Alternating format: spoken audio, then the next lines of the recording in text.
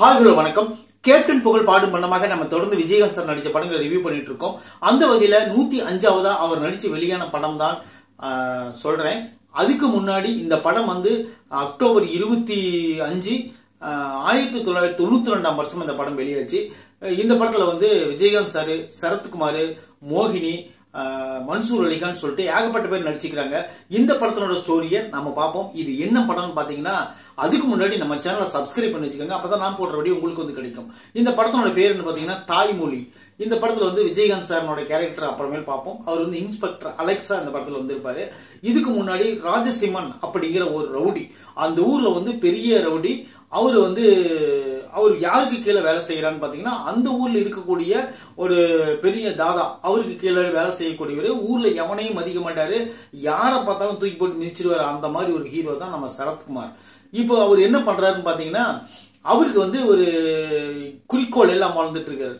அதுக்கு காரணம் என்னன்னு பாத்தீங்கன்னா, அந்த ஊர்ல அவங்க அப்பா இறந்ததுக்கு அப்புறம் அவங்க அம்மா விதவியா இருக்காங்க. சின்ன பையன் அவன் வந்து அவங்க அம்மாவா அந்த பையன் முன்னாடி தப்பா பேசுறாங்கன்னா, உங்க அம்மா வந்து ஒரு ஒழுக்கம் இல்லாதவ, அவ இன்னொருத்தனோட இருக்கா அப்படின்னு சொல்லிட்டு ரொம்ப ரொம்ப கேவலமா தன்னுடைய எப்படி ஒரு அம்மாவை பேசக்கூடாதோ அந்த மாதிரி அர்த்தத்துல எல்லாம் அவங்க அம்மாவை பேசுறதுனால என்ன பண்றான்னு பாத்தீங்கன்னா, அந்த ஊருக்காரங்கனாவே அவன் வெறுத்துறான். வெறுத்ததுக்கு அப்புறம் நம்மளோட அம்மா இப்படி தப்பு செஞ்சிட்டாலே அப்படின்னு சொல்லிட்டு நினைச்சுக்கின்னு அவங்க அம்மாவை போய் இந்த பையனே ரொம்ப மோசமா திட்டினதுனால அந்த அம்மா இறந்துடுறாங்க.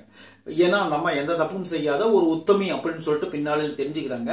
தெரிஞ்சதுன்னு சரத்குமாருக்கு ரொம்ப மனவேதனையா போயிருது. இவர் என்ன பண்றாருன்னு பாத்தீங்கன்னா, அனாதையை சுத்திட்டு இருக்கும்போது சர்ச்சு பாதரா இருக்கக்கூடிய எம்என் நம்பியர் என்ன பண்றாருன்னு பாத்தீங்கன்னா, அவர் அந்த பையனை எடுத்து வளர்த்து அந்த ஊர்ல ஒரு பெரிய முரடனா வளர்ந்துடுறான் அந்த பையன். இதுதான் இந்த படத்தினோட கதை. இதுக்கப்புறம் என்ன ஆகுதுன்னு பாத்தீங்கன்னா, நம்ம சரத்குமார் வந்து அந்த ஊர்லயே மீன்பிடி தொழில் செய்யக்கூடிய ஜெமினி கணேசன், அவங்க பொண்ணு மோகினி, இப்ப வந்து அந்த குடும்பத்துக்கு ஹெல்ப் பண்ண போறாரு.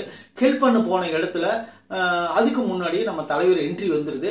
தலைவர் என்ட்ரி எப்படி வருதுன்னு பாத்தீங்கன்னா, அந்த ஊர்ல இருக்கிற ரவுடிங்களை எல்லாம் அடக்கக்கூடிய ஒரு போலீஸ் இன்ஸ்பெக்டரா, அதாவது வந்து வரக்கூடிய நம்ம இன்ஸ்பெக்டர் அலெக்ஸ், அவர் தான் நம்ம கேப்டன் அவர்கள். அவர் வந்து சரத்குமார் வந்து மிரட்டுறாரு. எப்பா நீ இந்த மாதிரி தப்பு செஞ்சுட்டு இருந்தீங்கன்னா அடிச்சு தோலை உரிச்சிருவன்னு சொல்லி மிரட்டுறாரு. மிரட்டினோடனே சரத்குமார் அதுல முடியாது, அப்படிதான் பண்ணும் அப்படின்னு சொல்றாரு. சொன்னோன்னே ரெண்டு பேருக்கு சண்டை முடிச்ச உடனே விஜயகாந்த் சார் வந்து அரெஸ்ட் பண்ணிட்டு போயிடுவாரு. அடிச்சு துவைச்சு அரெஸ்ட் பண்ணிட்டு போயிடுவாரு. போனதுக்கு அப்புறம் அவர் திரும்பி மேல வந்துருவாரு. இனிமேல் நான் உன்னை வந்து ஒரு தம்பியா பாக்குறேன். இனிமேல் உன் மேல எந்த தப்பும் வரக்கூடாது. நான் வந்து வெளி மாநிலத்துக்கு எனக்கு டெல்லிக்கு ப்ரமோட் பண்ணிட்டாங்க.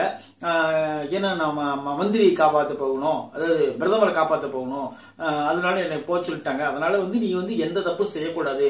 இனிமேல் உன் பேர்ல எந்த ஒரு தப்பும் வரக்கூடாது நரசிம்மா.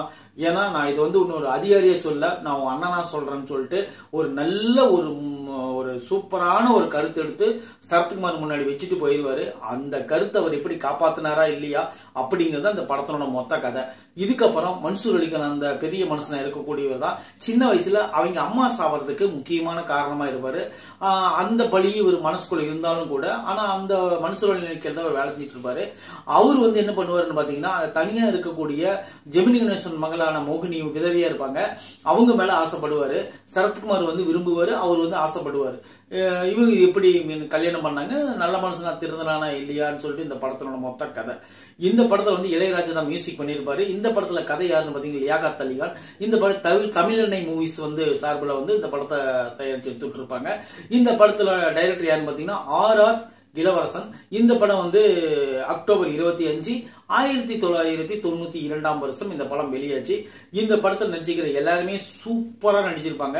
இந்த படம் வந்து ஒரு சூப்பரா ஒரு கமர்ஷியலான ஒரு படம். குறிப்பா சொல்ல போனா ஜெமினி கணேசன் பழைய நடிகர் வந்து இதுல வந்து மீன்பிடி தொழிலாளியா நடிச்சிருப்பாரு. அவர் வர போர்ஷன்லாம் உண்மையிலே நல்லா இருக்கும். அவர் வயசுக்கு மீறி நடிச்சிருப்பாரு. உண்மையிலே ஒரு மழை சீசன்ல நனைஞ்சுக்கிட்டு போய் கீழே விழுந்து அழுகுறது, அந்த சீன்லாம் வேற லெவல் நடிச்சிருப்பாரு. அது போல இந்த படத்துல காமெடி அப்படின்ற அளவுக்கெல்லாம் வேற எதுவுமே கிடையாது. காமெடி அப்படின்னு தனி ட்ராக் எல்லாம் கிடையாது. சும்மா படத்துல எல்லாமே இறுக்கமான முகத்தோட தான் இருப்பாங்க. அந்த மாதிரிதான் இந்த படத்தையும் வடிவமைச்சிருக்காங்க. அது போல இந்த படத்துல வந்து வசனங்கள் வந்து சூப்பரா இருக்கும். இந்த படத்துல தான் இந்த வசனமும் கூட இருக்கு. ஏன்னு கேட்டீங்கன்னா, ஒரு வாத்தியார் ஒரு பையன் நடிச்சா அவன் நல்லா படிக்கணும்னு நடிக்கிறான், அதனால மன்னிச்சு விட்டுறீங்க. ஒரு ஊர்ல இருக்கிற யாரோ அப்பா அம்மா அடிச்சா அவங்க திருத்தத்துக்காக அடிக்கிறேன்னு சொல்றீங்க.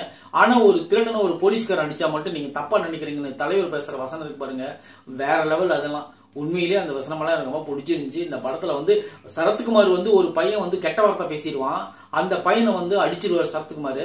அடிச்ச உடனே அந்த பையனோட அம்மா வந்து சரத்குமாரை கேட்கும், யோ என்ன தைரியம் தான் என் பையன் அடிச்சிருப்ப, அதுக்காக நீ என்ன அப்படி பேசுறியா, நீ தான் அப்பா அம்மா இல்லாத அம்மா அப்படின்னு சொல்லிட்டு ஒரு வார்த்தை சொல்லிடுவாங்க.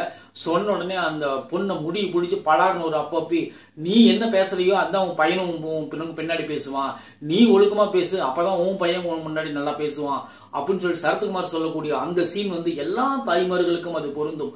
நாம் வந்து குழந்தைகளை வந்து எப்படி வளர்க்கணும் எப்படி பேசணும்னு சொல்லிட்டு அந்த சீன்ல உண்மையிலே நல்லா சொல்லியிருப்பாங்க. இன்னும் ஒரு விஷயம் பாத்தீங்கன்னா, இந்த படத்துல வரக்கூடிய எல்லா காட்சிகளும் பாடல்கள் இந்த படத்துல ஓரளவுக்கு தான், சுமார் தான், நான் இல்லைன்னு சொல்ல. எனக்கு கேட்டீங்கன்னா இந்த பாடல்கள் இன்னும் எனக்கு இதுக்கு முன்னாடி கேட்டவா ஞாபகமே இல்லை, இந்த படத்துல தான் முதல் டைம் நான் கேட்கறேன்னு நினைக்கிறேன். மன்சூர் அலிகானோட நடிப்பு இந்த படத்துல உண்மையிலே நல்லா இருக்கும். ஏன்னா முழுநீளமா ஒரு வில்லனா இந்த படத்துல நடிச்சிருப்பாரு. அந்த ஊர்ல பெரிய ஆளு, அந்த மாதிரிதான் இந்த படத்துல நடிச்சிருப்பாரு. அது போல மீதி இருக்கிற ஆட்கள் எல்லாருமே பாத்தீங்கன்னா என்ன சொல்றது, சப்போர்ட்டிங் கேரக்டர் தான் பண்ணியிருப்பாங்க. சரத்குமாருக்கு இந்த படத்தை சரியான தீனி. உண்மையும் சொல்ல போனா சரத்குமாருக்கு ஏன் விஜயகாந்த் சார் இந்த படத்துல கெஸ்ட் ரோல் பண்ணியிருக்காருன்னு பாத்தீங்கன்னா, சரத்குமார் வந்து கேப்டன் பிரபாகரன்ல விஜயகாந்த் சார் கெஸ்ட் ரோல் பண்ணியிருப்பாரு. அந்த நன்றி கடனுக்காக தான் சரத்குமாருக்கு கெஸ்ட் ரோல் வந்து விஜயகாந்த் சார் பண்ணியிருப்பாரு. இந்த மாதிரி ஒரு ஆரோக்கியமான சினிமா வந்து விஜயகாந்த் சார் காலத்துல தான் இருந்துச்சு. இப்ப இருக்கிற காலத்துலலாம் கண்டிப்பா இல்லவே இல்லை, இருக்கவும் இருக்காது. ஏன்னு கேட்டீங்கன்னா இப்பெல்லாம் போட்டி பொறாம தான் அதிகமாயிடுச்சு. கேப்டன் இருந்த காலத்துல மட்டும்தான் இந்த மாதிரிலாம் ஒரு நல்ல ஒரு லிங்க், நல்ல ஒரு நட்பு இருந்துச்சு. அப்படிங்கிறது எந்த வகையான மாற்று கருத்தும் இல்லை. தாய்மொழி படம் வந்து ஒரு நல்ல ஒரு சூப்பரான கருத்துள்ள படம். இந்த படத்தை நீங்க பாத்தீங்கன்னா கண்டிப்பா என்ஜாய் பண்ணுவீங்க. நல்ல அடிதடி எனக்கு பிடிக்கும் அப்படின்னு நினைக்கிற ஆளுங்க இந்த படம் நீங்க பாத்தீங்கன்னா உங்களுக்கு டைம் பாஸ் கிடைக்கும். இந்த படத்துல கரிகாலன் நடிச்சிருப்பாரு, குறிப்பா நான் சொல்ல மறந்துட்டேன். கரிகாலன் வந்து மன்சூர் அலிகானுக்கு அடியால நடிச்சிருப்பாரு. பொன்னம்பலம் இந்த படத்துல இருக்கிறாரு. இன்னும் நிறைய கேரக்டர்கள் நிறைய பேர் இருக்கிறாங்க இந்த படத்துல.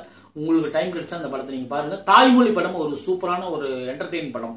இந்த விமர்சனம் உங்களுக்கு பிடிச்சிருந்துச்சுன்னா கண்டிப்பா நம்ம சேனலை சப்ஸ்கிரைப் பண்ணிச்சுக்கோங்க. அப்பதான் நான் போடுற வீடியோ உங்களுக்கு வந்து கிடைக்கும். நன்றி, வணக்கம்.